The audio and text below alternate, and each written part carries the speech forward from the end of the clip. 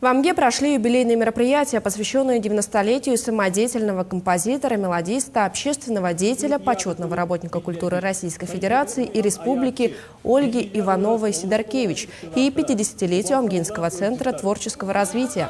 В день рождения известной исполнительницы самодеятельного композитора Ольги Ивановой-Сидоркевич в сквере, носящей ее имя, почтили память и возложили цветы ее бюсту.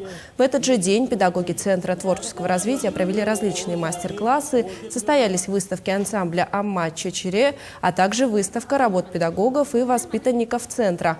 Самым ожидаемым юбилейным мероприятием стал спектакль «Возвращение белого оленя».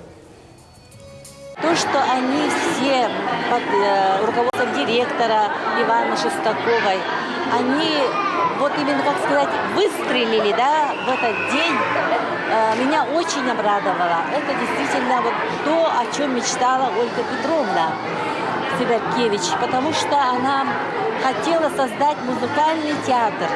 И я думаю, что вот эта вот именно постановка «Возвращение белого оленя», она как бы станет большим фундаментом для дальнейшего развития этого учреждения дополнительного образования.